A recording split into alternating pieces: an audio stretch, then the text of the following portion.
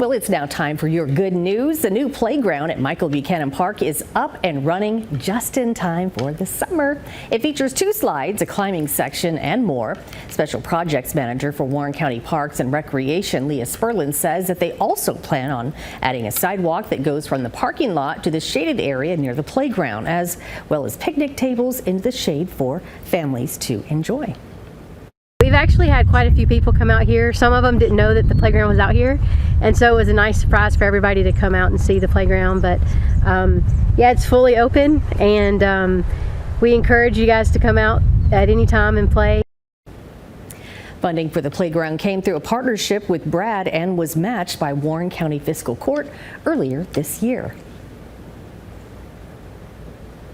And the National Corvette Museum opened a new limited exhibit last Friday. This new attraction, it focuses on a timeline following the sinkhole cave-in at the museum in 2014, and it is aptly named Ground to Sky, the Sinkhole Reimagined. The exhibit will feature several Corvettes that will retrieve from the sinkhole, along first-hand accounts from staff about the entire recovery process. The display will be open to the public until September 15th.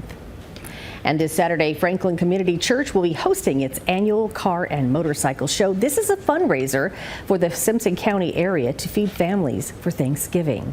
Now, since the church started the event 6 years ago, they have been able to feed over 1,700 families Thanksgiving dinners. This year, the goal is to raise enough money to feed at least 350 families in Franklin and the surrounding areas. Visitors to the car show can participate in raffles, a 50-50 drawing, and win door prizes. The event is something the community rallies behind every year. Bring your car, tractor, anything you're proud to talk about, bring it to the show and then enter it, and we'd love to talk to you. Registration starts at 8 o'clock.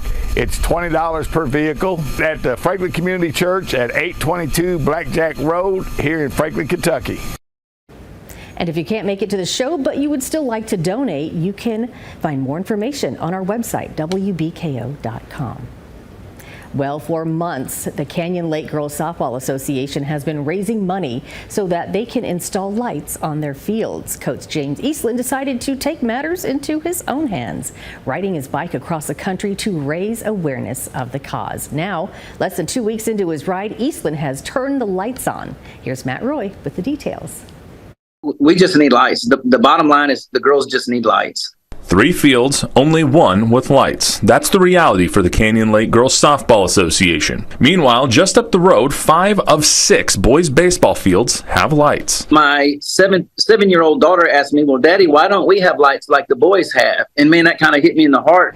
And right now, in this day and age, it's not equal. In an effort to level the playing field, President of the CLGSA, Heath Menser, All the way, keep going. and Coach James Eastland started their fundraising efforts, trying to raise $186,000 to turn the lights on. That way, the passion for softball that kids like Harper have can continue to grow. In your team, you get to meet like a bunch of new people. I've been in it for two seasons, and I really like it. So what I decided to do is, instead of complaining about a problem, I figured I'd find a solution or be part of the solution. Eastland started putting videos like this in the Journey of the 5 Facebook group.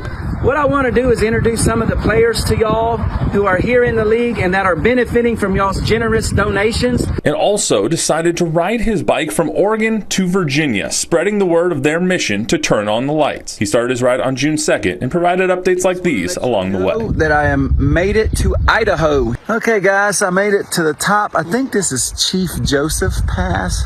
Made it to Montana, finally. Then just 11 days later, on Thursday, June 13th. We got the lights.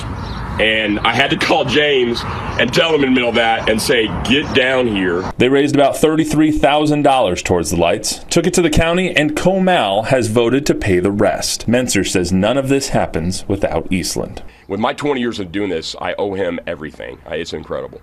And James, I love you. And I cannot ever repay you for what you've done. You bet, Coach. Folks, I want to tell y'all, we turned the lights on. Way to go, Coach. What a great example he has set. Coach Eastland ended his journey early to come back to help Canyon Lake and help Menser announce the good news, as well as celebrate with his family and especially his young daughter. They're hoping to get all the lights installed by this fall in time for the spring season. Well, share your good news with us, and you just may see it right here on Midday Live. Submit your stories, your photos, and your videos to WBKO.com/good news. Good News is brought to you by Bath Planet of Bowling Green.